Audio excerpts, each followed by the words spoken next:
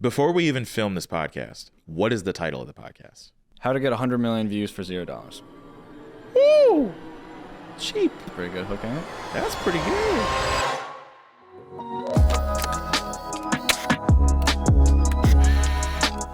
The holiday hiatus is over. I'm in merch now. Welcome back. It's 2024. Cheers to the new year. And as we all know, this is my degree.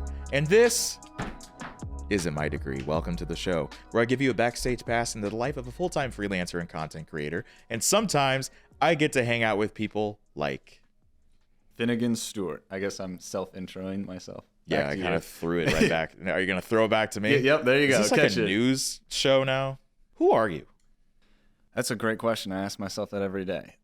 So my name is Finnegan Stewart, St. Louis native, born and raised.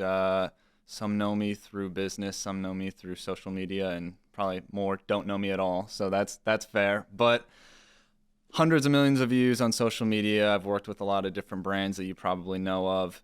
And I'm just trying to help St. Louis grow more creators and influencers and artists, creative people in general to succeed in St. Louis. Use social media as a tool because it's a great free marketing tool that a lot of people aren't using right. And see St. Louis become the great city and the greater city and the best city. That's my goal. But before you even got to where you're at now, how did you get started with this whole content creation thing? Yeah. What was your thought when you made your first account? So I didn't have social media until I was 18. So. Oh, wow. You held out. Yeah, I held out. I did the opposite of what everybody would expect someone who's good at social media to be. Lots of people that think you have to, you've been on it since you were 3 and you studied everything. And I found it to be a lot simpler than that. I studied the people who view social media. And because all social media algorithms do is tailor to people. If you study people and you understand people, it makes making videos really easy. So little kind of tangent, but was a college athlete. COVID happened, so I started posting on social media because some of my friends were doing it and got really into the data and the analytics and started posting more videos, trying different things out, working with brands, and ultimately, now I'm here. Is this what you expected? Whenever you started, did you picture yourself being right here, right now, like this? My dream was always to get to talk to you, Dante. Oh, wow. Look at that. We're fulfilling dreams today. You started out as a college athlete creating content. Then you started moving more into like the fashion style. Kind of walk me through all the different niches that you've been up to through this point. Yeah, so because I wanted to have a good knowledge of social media and all of its aspects, I did just about every niche that you could imagine. I've done storytelling, I've done talking head news style, I've done fashion, I've done music, I've done art, I've with other creators I've mentored or was behind the scenes. I've done just about everything you could imagine because I wanted to. A lot of people, you can maybe blow up on social media one time and get lucky, but when you see people who everything they touch on social media is successful, it's not luck. They have the skill. I wanted to learn that skill, and the best way to do that was to do all the niches. So I started off kind of just posting memes, I guess, because that's what I figured. I wasn't taking it seriously, just kind of, trolling as other people do. You're like, I just want to throw stuff out there and just have fun with it, see what happens. Yeah, and I had a lot of friends who were musicians, and they were getting hundreds of thousands of followers, so posted some music memes, and that was decent. And the first video I had that went, I would say, moderately viral. It was a couple 100,000 views. That first video was a meme. It was me stitching somebody else and doing some stupid joke.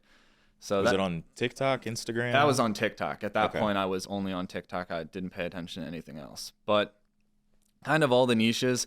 A lot of my stuff has been focused around fashion, just because once I figured social media out, I tried to figure out what was the best niche to go in from a business side. So fashion has a plethora of monetization mechanisms, especially because you can wear what you're selling. Like, you should buy his merch. The store is coming soon, but you should definitely check out the website. Link in the description below. Just Venmo him money.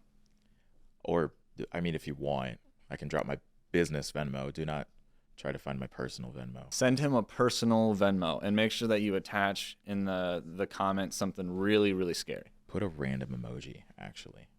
Just put like eyes. Put like a cheesecake emoji. And eyes together. Dude, You ever do that? No. Do you actually, like, in your Venmo descriptions, do you actually put, like, the real thing? No, but I don't do that. What? Why not? I put something that's moderately related to what it was. So we got off topic there for a second. We were talking about your content journey, and fashion is very, I mean, if you haven't noticed in the show version, I have a menswear dog book. I don't have a dog, but if I did, it would be that. That'd be your dog. Because you are literally the most dapper dressed person that I know. All the time. I don't think I've seen you in anything except a suit. Let's keep it that way. Oh, wow. That felt threatening. No, I don't know. He's like, you're never going to catch me in a hoodie. You're never going to catch me in this freaking merch. I do have a lot of casual clothes. How would you recommend somebody style that? Casual clothes? Yeah. Is very easy. It depends. Matching, of course, I would say is the easiest. Like you see people doing jumpsuits, or just pick a color scale that makes sense. So, like beige and white, and then white shoes, or something that looks reasonable. What happens, why I don't like a lot of casual clothes, it's really hard to find high quality casual clothes that don't have logos everywhere. So I don't want to, like, I'll buy clothes from people that I want to support all the time. So like if you have merch, or if other creators have merch, I'll wear their stuff, but I don't want to pay, $70 for a t-shirt that costs Nike $5 to make, and then be a walking billboard for Nike. I just don't like that. Yeah, it doesn't quite make sense. No, so that's one of the reasons why I like, more formal wear, because there's not logos. There's logos on the inside, but it's not, you're not trying to flex on people with, look at this, I have Supreme, or it's, and also if I used to hate formal wear. It's so funny because sounds like you have trauma. It's just Supreme is so funny. Because you're the opposite of Colin. I've only seen Colin in Supreme, and you have only seen Dapper. Are you saying Colin's not dapper? Don't twist my words now. Hold on now. Hey, that's the future lawyer in me. I'm gonna get canceled. Dang, that's crazy. Better you than me. You went from fashion content to then you started blasting social media with music content. Yeah, so tell me about that, and tell me about your strategy there. That was the only niche that I hadn't really tried or mastered yet, and I wanted to see how difficult or how easy it was. Turns out not easy at all. Very, very difficult. Because I had all the social media background and expertise. I wanted to see, okay, I've helped people in all these other things. I can't help musicians if I've never tried music content. So I started, my little test period of a couple months of music content. And I will say it is very difficult. There are ways to do it. I learned a lot of tips and tricks that when musicians talk to me, I'll teach them how to do it. But the way that social media works, it's really not optimized for musicians. You have to do some gimmicky things, or you have to really twist the content to make it work. So I wouldn't recommend doing that as social media. In order to be a musician nowadays, you have to do social media correctly, but you're going to have to make some sacrifices to maybe the artistry or the brand to get it to work on social media. What was your audience's reception to you switching niches randomly? Well, it's the same as any other brand. My personal accounts are really test accounts, so half the people are used to seeing random, totally out of left field, and the people who like me and follow me just because they enjoy seeing the different videos, they didn't care. But it's with any branding or marketing, it's a lot easier to make a new brand than to rebrand. So I posted the music content initially on my bigger testing accounts, which had hundreds of thousands of followers, to see how that would impact it, and I was running the data on that versus when I would post it on new accounts. And so I'm very data driven, just constantly looking at data, spreadsheets, tracking everything. So as many data points and data sets as I can get when I'm trying something new is ideal. So I wasn't necessarily caring all that much how they would react. I was more like, let's test. Okay, for example, if a musician, they've already built an audience, can we transfer that easily? And the answer is no, which is what I assumed anyways, because in branding, when you have hundreds of thousands of people know you for one thing, it's kind of hard to change that brand, like IHOP going to IHOB, Yo, it got people talking though. It got people talking. I don't know if I'd be curious to see if the revenue numbers changed. It might have gone up. Could have gone up. Could have been really bad. They could have lost a lot of money. It doesn't have the same ring to it, you know. It does not. International House of Bob. And he is departing. Thank you for joining us for the show. No. International House of Burgers, was it? Was it Burgers? I think so. Sometimes jarring things like that are positive because you get more like eyeballs, you get more retention, you get, and I'm very happy that you mentioned data driven because that's something that creators on social media do not focus enough on. Like your watch time, retention, your engagement, your interactions, like in general. Does anybody view at all? Yeah. Yeah, before you even get to that stuff, you got to see, is anyone even watching your content? Like, I got 3 views, 3 views, but 100% retention. So Woo! We're doing something right. Yeah. With numbers and everything, it's not the most exciting to a lot of creatives, but it's such an essential part of being a successful creator. So thank you for bringing that up.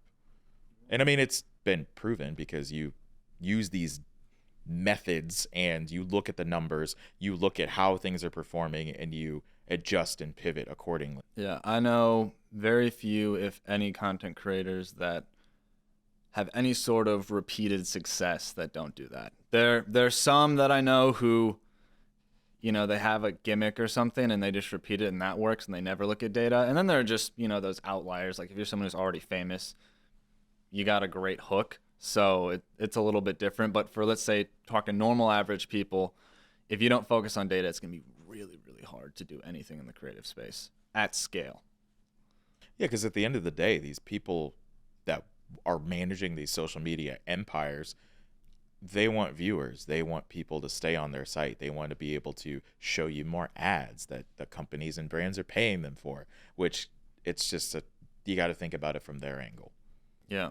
Social media is not for creators. It's for advertisers. So if you want to be a successful creator, you have to be good for advertisers. Make yourself advertiser friendly. Yeah, that is one of the biggest challenges of being a creator, is that your main monetization vehicle is going to be brand deals or advertising. And for a lot of people, I would not recommend that because it's kind of tough if you're not that person. There are very few people who are just straight cookie cutter vanilla, if anybody. I don't know if anybody really exists like that. And it's hard to get brand deals with some of these brands if you aren't, perfect. Yeah. Even if you have a slight bit of edge or controversy, that can be enough to shy these brands away from like paying you and wanting to sign you as whatever. Or even just talking to you. Yeah, even having the conversation, initiating any type of contact. Yeah. If you're even slightly problematic. Because brands don't want to be associated with things that they're, worried about hurting their image. The positive is, I think it's slowly changing. I think people are, as a whole, being less, you make one mistake, you're out on the streets. But I would say at this time and place, it is still pretty prevalent. You do have to be very careful. I would say right now, I'm not making much content for myself. I'm more in a mentorship advisory role for brands or individuals. But when I was making content all the time, that was one of my biggest concerns. Saying something that would piss off the advertisers or make the social media companies angry, because if you make the advertisers angry, then they put pressure on the social media companies, and then you just disappear off social media. You hear of the big ones, but there are lots and lots of smaller ones every day who get knocked off just because they said the wrong thing or did the wrong thing. So it's very scary to build a business or a personality on someone else's land that you aren't even renting. You're like squatting on, and they can just kick you out at any time. That is pretty freaky. Yeah. That your profiles and everything could just disappear like that. Yeah. Which is the importance of building yourself a platform, build an email list, do all these things. Yeah, you need to move from your earned media to your owned media. Speaking of brand deals, this isn't a brand deal. Get off my table. Why are we giving them screen time? Probably should get a brand deal from that. That'd be a good brand. That'd be so good. Menswear Dog, if you are watching this, please, look at that. We put it back, okay? Please, hit me up. Send a Sheba with a suit, and we'll do a photo shoot with this guy. Dude, even just send like a Shiba. If you send a Shiba dog and dog suit we'll do a photo shoot. I'll make you a music video. We'll make a track for it. You can produce, right? I could. I totally just signed you up for something. With this Shiba, Anything's possible. it's dapper, it's fresh, it's clean.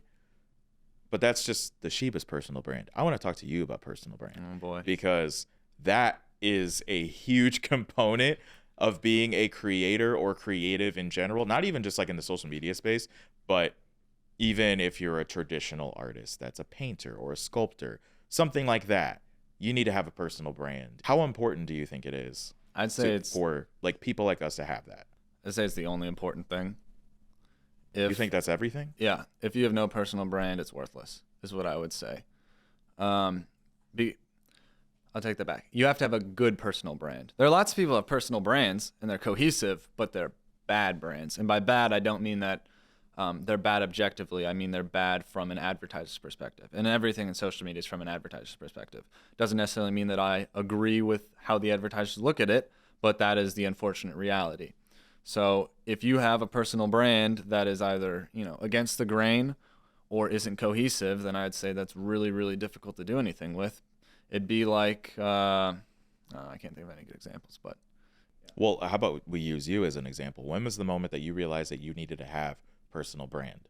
And when did you start to polish what that looked like? Yeah, I would say I'm probably a bad example for social media branding just because I use my accounts more as playgrounds than as like one cohesive branding. I focus more on my personal branding on in person and my more like business related things like LinkedIn or business stuff. But ever since I started going to events with non-creators, like creators should learn a lot from the business world. And once you start going to business events, you start to realize, oh, wow, everybody, whether they know it or not, has a personal brand. And you can tell, oh, that's the person that, everybody in the room wants to talk to. And I can tell that they're from that company because they all they have the same thing and they have the same lapel and they have the same, those sort of details you start to pick up on either subconsciously or consciously.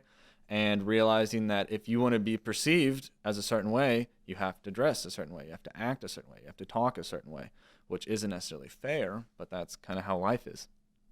Do you have any personal favorite examples of personal branding that you're like, that works? Sir Eddie C. in St. Louis. Okay, that's familiar. Yeah, I'm familiar. I would say that he has probably one of the best personal brands of an artist that I've seen. Everything's super, super cohesive, and it's, fantastic branding, A+.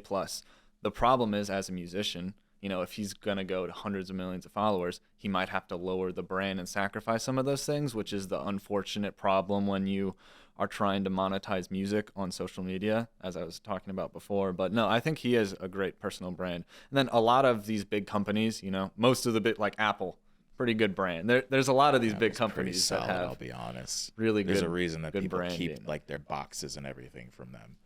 Yeah. So if you want to build a cult audience like that, you don't reinvent the wheel. Look at the people who've already done it. What did Apple do? Oh, they associated themselves with people who are really cool, smart, bright, trendsetters, whatever.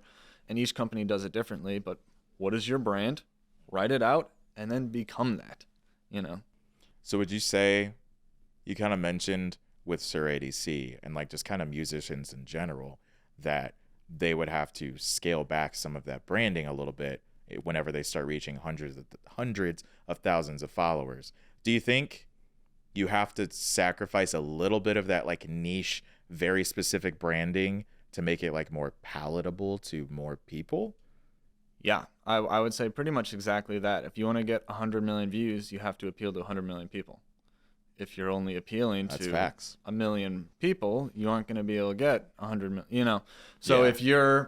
if your branding and everything is set up and it only appeals to a small group of people, then that limits your thing. Like a lot of these St. Louis social media people, if you're just targeting St. Louis, you have to use a different scale. If you get 1 million views and you're just targeting St. Louis, you just did a third of the population. You did just do a that third would of be the metro area. the same of like getting 125 million views if you were just broad entertainment. Mm-hmm. So you have to look at things based on what your audience is.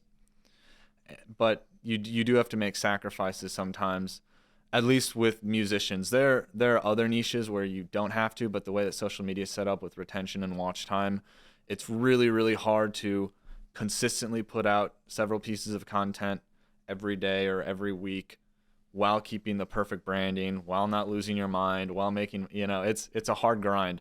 Once you get big and you have a lot of money behind you, like these bigger artists, then you see they focus a lot more on branding. But if you look at Shawn Mendes or Justin Bieber, when they started popping off, they didn't really have a brand because they were just doing music. They optimized it for social media. They started going viral. Then once they had all of the money and fame, then they were able to be, okay, let's start to define this brand a little bit more. Let's kind of scale it back to just the St. Louis scene. How would you describe the overall social media creator economy in its current condition at the beginning of 2024? What are your thoughts on it? I think it's in its infancy, but I think that's a good thing. If it was mature, then that would be kind of sad because it's not huge yet. I agree. I think that there's a lot of great things going on. Like we have some pretty big accounts like Bucket List and some of the news channels and Explore St. Louis. They're starting to get more visibility, which I think is great. I find it frustrating that if you go on TikTok and you look up St. Louis, the top 20 videos are people standing in potholes. Yeah, or it's people saying like, "Oh, who would want to go there? St. Louis sucks." Yeah, which is not the St. Louis that I feel like I experience every day. I feel like it's, one of the best cities in the country, if not the best city. And I think that everything is here to get started. Like Silicon Valley, when it first started, there was nothing there. It was just a desert essentially. But there were all the people around, there was the ideas, there was the community, and then things start to build. I feel like in St. Louis, we have all of the creatives, we have all the artists, we have all the musicians, we have people who know how to use social media, people who know how to use traditional media. I think we have everything here to build out our own little, creator economy and something that could be quite big considering that we're a very large city. We have 2.8 million people in our metro area. We're competing with LA and with some of the, quote unquote big creative cities. So I think we have everything we need. It's now time to just start taking more advantage of it and connecting people with mentors, growing in the right ways, monetizing in the right ways, and building St. Louis's brand as a whole. Do you think that there are brands and businesses that are here that can play a role in that? Absolutely. I think if you look at the big companies in St. Louis, I think a lot already have. You have Worldwide Technology on a lot of the big buildings, and you have, Busch Stadium, and you have all of these things. Now, those are more traditional media and traditional sponsorship, but you can see a lot of these companies are now starting to put more and more emphasis onto social media, as when before, you could buy a building and you get a lot of news written about you and lots of people would see you. Now, because less people are reading news, now you have to hit social media. So I think that brands are coming around to it. And I think that the more St. Louis creators start to do a good job of creating, because there is also the problem, there's a lot of really talented St. Louis creators, but they aren't all really talented at getting visibility for St. Louis. There's a difference between being a good painter and a good painter who can market themselves.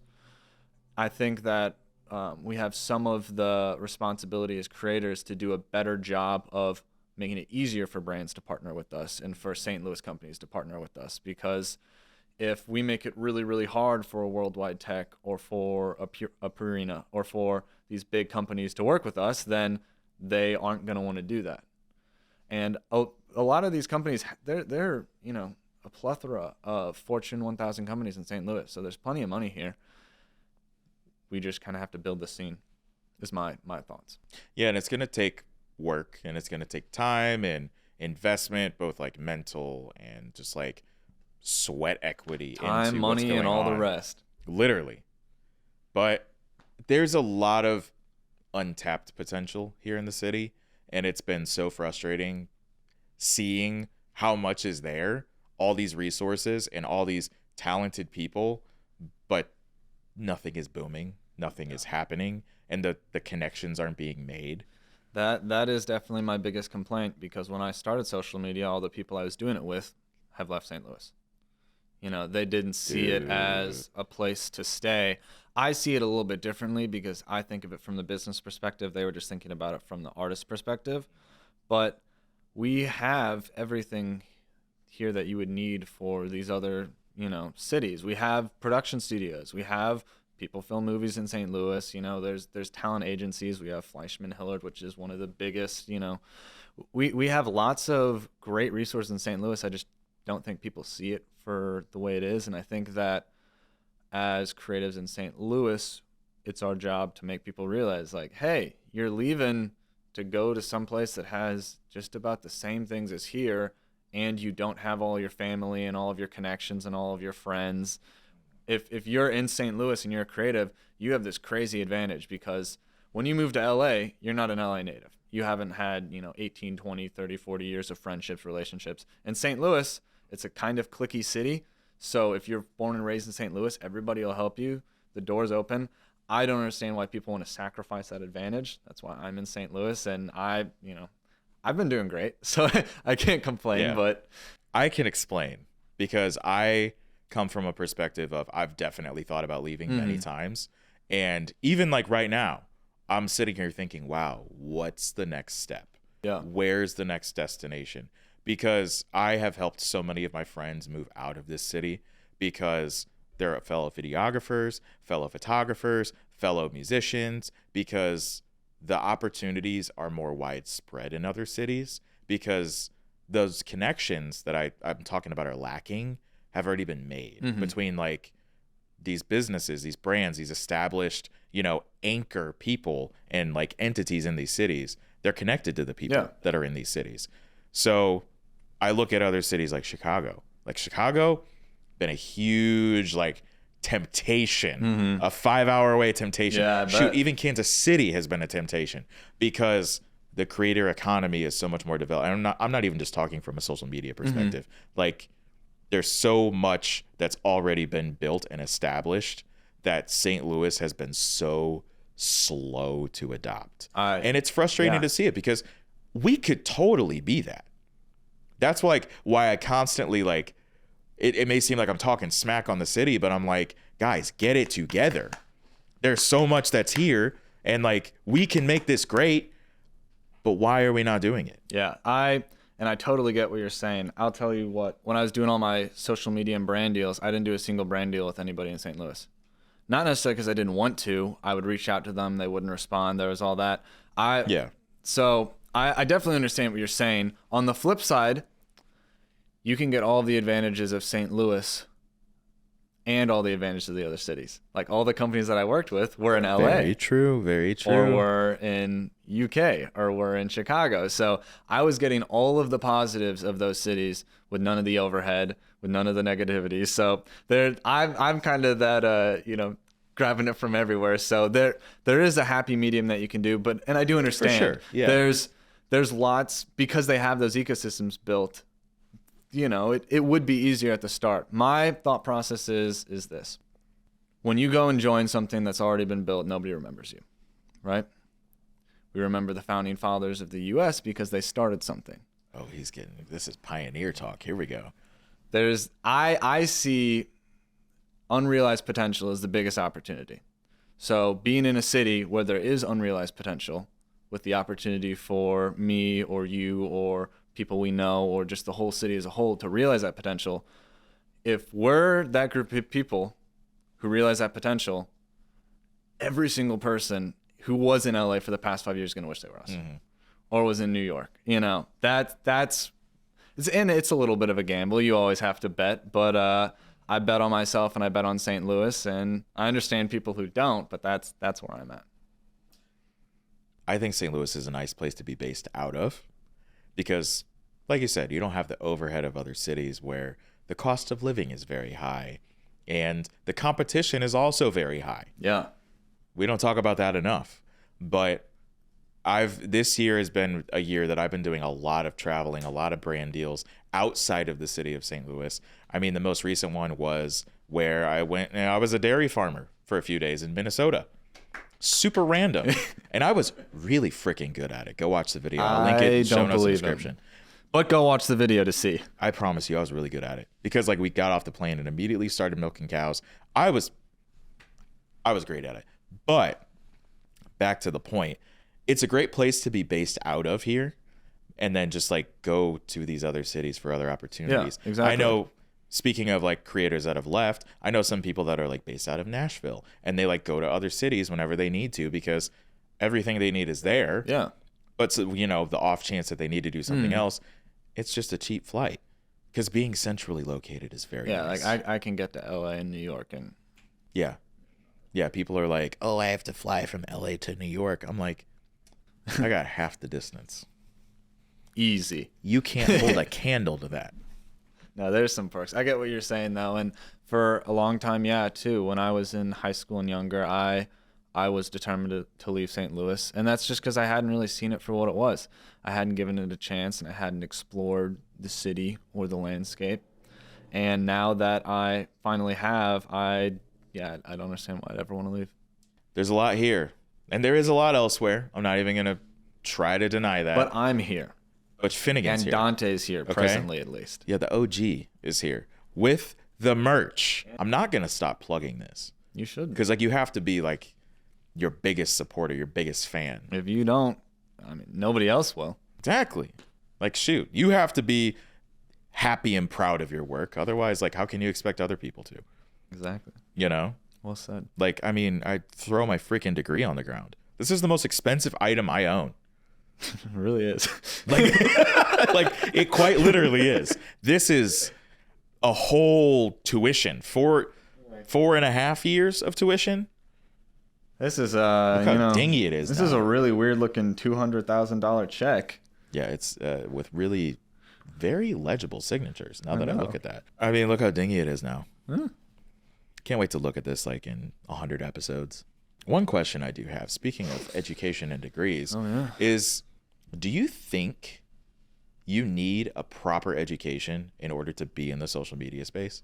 Like, do you need formal education to do that? Define need. Like there are people who do you have believe gone it's to, a necessity? I would say to be taken seriously, you probably need some sort of education just in the business world, because you have to think about it. There is no such thing as the social media world. The social media world is just a marketing aspect of the business world. So if you are in business, what are the things that would make you seem legitimate in business? Now, there are lots of people who, they're making crazy money in social media and they have no education. So you don't need it as in, you have to have it to succeed. There are people who, they don't even graduate high school and they look at both of us and they think that we're poor. So you don't need it. But if you have the opportunity to, if everything lines up, I would recommend it. I would recommend getting a degree in something that, is useful for you. I would agree with that. Yeah, I got my degree in cybersecurity, so that's been pretty useful for me in all the tech and data and programs, algorithms, all that. So no wonder you love data. Yeah, you got to. Cybersecurity. I didn't know. Yeah. So you come from a cybersecurity background. Now you're in the social media space, but it does kind of overlap because it's very logistical. Yeah. I watch someone hack my social account after this. We will not speak that into existence. 2-factor authentication, please have it. I've seen too many people lose their accounts or like get hacked because they're like, no, I just have my password. Oh. Don't just do that. That was the first thing I did when I made my stuff. I was like, if I tried to hack me, how would I do it? And then I did everything to make sure that didn't happen. I even have my Netflix on 2-factor. Oh. My username is now floating over here. I see a blank space. It's floating up here. You can just whatever. You're going to forget to edit that and we're just going to look dumb. I'm going to look really stupid. And the people that are listening on audio are going to be like, this is irrelevant to me. Maybe. But I don't know. There's a lot of crossover, surprisingly, between the people that listen on audio and then people that... It's interesting. Like, social media audiences are so fascinating. Like, how they cross-pollinate and everything. Do, like, some of your followers and, like, your audience, do they cross-pollinate between platforms? Do you differentiate your content between the two? They definitely cross-pollinate, that's for sure. So do I differentiate it? It depends on what the content style is. Short form, I mean, YouTube, TikTok, Instagram, they all have their own little tweaks that they want you to change, so you can't just repost the exact same thing. But for the most part, I'll keep it pretty similar. And that's not because that's the tactical advantage. It's just easier on me, and the return for making the changes isn't really there. But each platform has its own little, kinks and likes and dislikes. So there are some changes I'll make every now and then. What are some of the things that Instagram tends to like? Because everybody complains about the algorithm. Everyone complains that the algorithm hates their content. What does the algorithm like? It's a great short hook, so I'm going to follow that up. The algorithm is what people like. So if your video doesn't do good in the algorithm, it's because people don't like your videos. Yeah, I made this, actually, I hopped on a TikTok trend recently that was like, you know how it's like, oh, I'm this. We do this random thing. Like I said, I'm a content creator. Even if something flops, I'm going to blame it on the algorithm, even if I make a bad video. Because it's so true. Yeah, well, so there are some exceptions to that. Not every video. There are some like exceptions. Sometimes the algorithm will screw you over. Like it happens. There are always errors. But for the most part, you have to remember that people are the ones watching the video. And if it's not resonating with them, you can't blame anybody but the content. It's not a good video. And that's okay. Not every video is going to be a banger. It shouldn't. You know? We're not all Mr. Beast. Yeah. Okay. Well, if you aren't posting a flop every now and then, you aren't trying enough. My goal is to post like a flop every day on social media. A flop. Yeah. I would do that. Instead of focusing on, getting 1 million views a day, I'd focus on, I want to post every day a video that's going to suck. Because then that means you're going to get more data points. You're going to realize this hook is horrible, or this content style sucks. And what you'll realize is you'll post something that you think sucks and it'll do great. And you'll be like, oh, what's the difference? Oh, it's this hook. And you'll put that hook on all your other videos. And now all of a sudden, voila. Hooks are so essential because that's how you get people's attention. You at the influencer boot camp, you would always stress hooks, hooks, hooks. Well, because most... You know what? Super random thing. I have a book that I have like a page and a half of hooks that I've written out. And let's read some of these. And I want you to tell me if they're actually quality or not. Okay, let's do it. Oh, here we go. The book is back here. So in here with my laptop, I call this my content Bible. Oh. This is going to be fascinating for people that are watching. Well, there is a drawing of me. Hold on, let me pull this up. Oh, you're Jesus. Is that what was here? I'm just OG Dante. It's called Original Dante's Cookbook. Oh, you got to show it to them. It's Original Dante's Cookbook by Chef Dante. Oh, your content's mediocre. It's real. Yeah, you like that? See? It's depressing. And then I have like all this stuff, but then I have hooks. And I have... Let them cook, hook. I started college as an illustration major, if you couldn't tell. But let's go with some of these hooks. You ready? All right, then maybe this will inspire some people to rip these off. How do you want to do it? This is free game right now. Do you want me to... I can say good, bad, or do you want me to just edit it? If you want to edit, if you want to provide even more supplemental game, do that. Okay. Otherwise, you could say good, bad, or mid. Or I can just say like horrible, and I'm not telling you how to improve it. Yeah, you could just say scratch that. Yeah, and okay, I will literally rip it out of the book. Let's hear it. All right, so these are like they're fill in the blanks here, but here's fine. like just read it. Here's one of them, like day X of helping you blank. Yeah, that's not bad. Like day 1 of helping you draw better. That resonated with somebody. They're approving. I think that's good. I would also try day 1 of drawing. Day 1 of drawing. Try them both. Okay, I like that. See, all right, next one. This is exactly how I blank. This is way too long. Way too long? Yeah. Okay. How I draw. Yeah. No, this is exactly this way too. How I illustrate. Literally, just putting this is exactly on the beginning of the video is going to kill it. Oof. Yeah. That's enough to kill it? No, you can still revive it if you have something else going on, like if there's something visual interesting or whatever. But if, let's say it's just you, like right here, podcast clip, you're talking into the mic, that's probably too much. Here's another one. You ready? Get ahead of the niche curve by doing this. And then going into whatever it is, whatever uncommon strategy there is. I probably wouldn't use that one, but I would try it, Okay, so that's a mid. That's a mid with improvement room. Yeah, it's not bad. There's okay. This is fun. I feel like I'm on a game show now. Yeah. All right, here we go. Blank I would never use, like a niche resource. Like tools I would never use. Yeah, it's good. Okay. That's a good hook. Okay. You should do all of these as shorts, by the way. Oh, that's the plan. Yeah, like That's why I have a book. The caption on no, I mean like us talking should be short. You should do short for every one of these hooks. So it'll be like the caption on screen is, how to get 1 million views or something. You just do some generic caption, and then you read the hook. I criticize the hook. That's the video. Call to action. Follow to do good on social media. I'm gonna get literally. What if this was actually just a con to get you to produce 50 reels with me right now? Well, that's fine. You should do it. All right, let's do it. Okay, next one. I'm going to give you the simplest way to achieve blank. Way too long. Okay, how would you shorten that?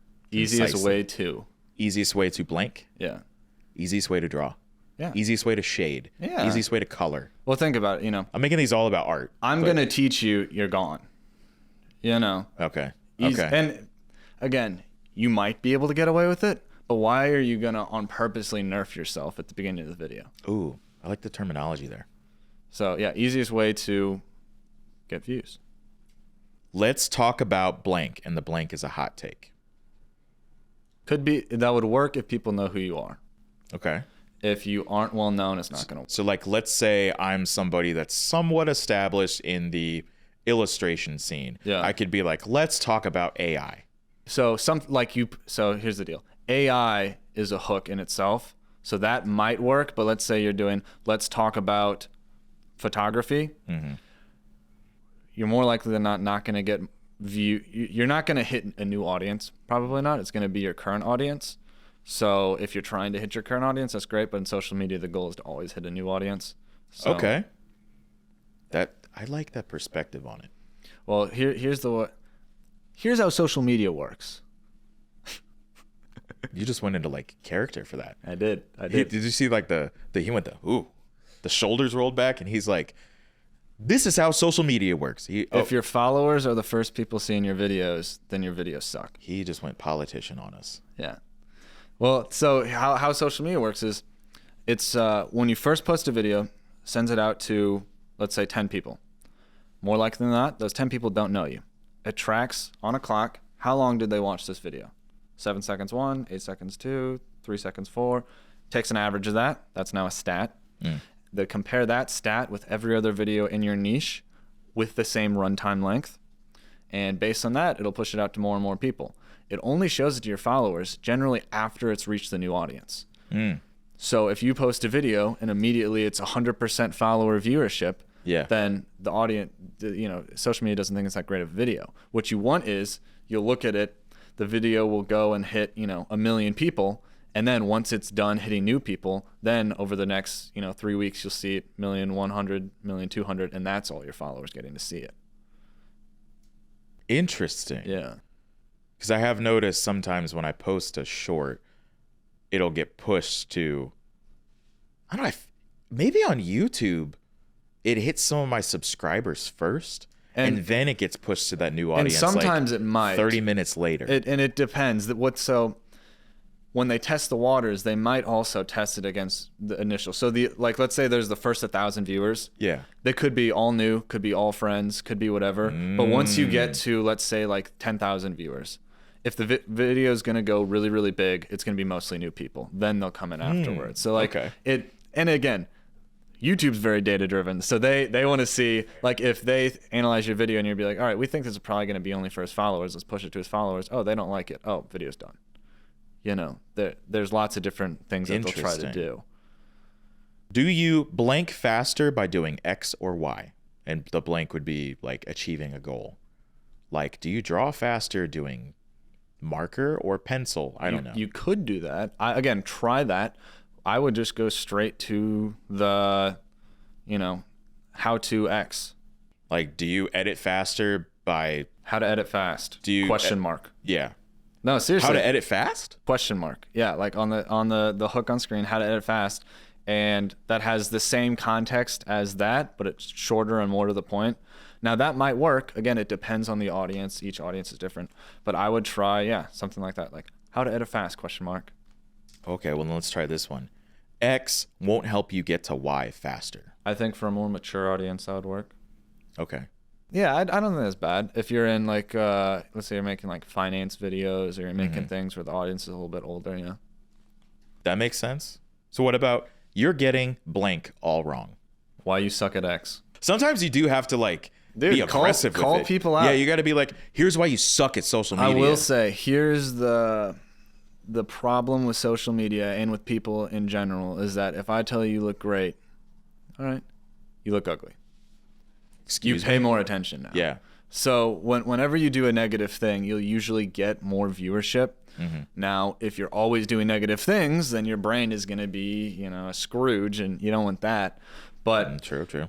that's why you see a lot of these viral videos being really extreme, and oftentimes in a negative way, because that's just what we like to consume, unfortunately. I would say it's better to do things in a positive way. Like a lot of Mr. Beast videos are the positive take on the negative.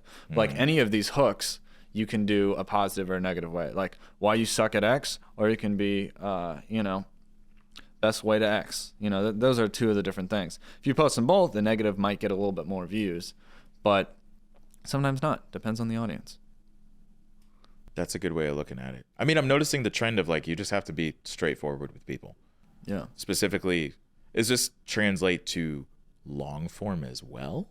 Watch any video on YouTube that has over 10 million views in the first 30 seconds and see what's in it. Okay. Do you create long form yourself?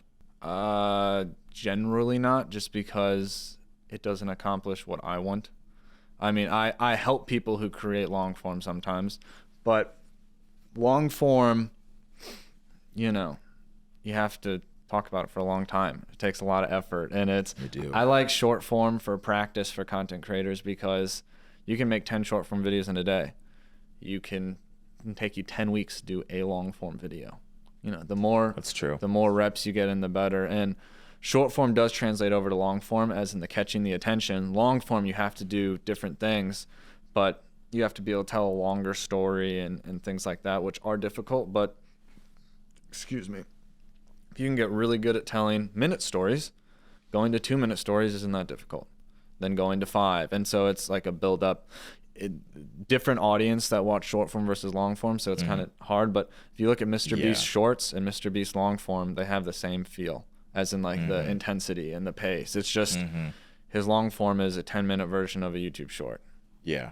And there are outliers. There's Emma Chamberlain, who personally I can't watch because it's really boring for me, but there are lots of people that do watch that. And there's quite an audience for content YouTube like that. has billions of viewers, so there are people who want to watch really, really slow and dry videos, but they still generally have, I don't mean that as a bad thing. Like if you watch a 15-minute video talking about financial theory, that's not going to be a Mr. Beast video. That's very dry. But there are those that have millions and millions of views. Yeah, because people want to know. And they're not super, super fast, but you have to have some way to catch people in and keep them there the whole time. It changes with different audiences and it changes with different time periods, but realistically it's kind of the same skill. Yeah, because the long form audience and the target viewer is so different than a short form. Because short form, I've even noticed, just based on my own personal experience with YouTube, my short form viewers are very different than my long form.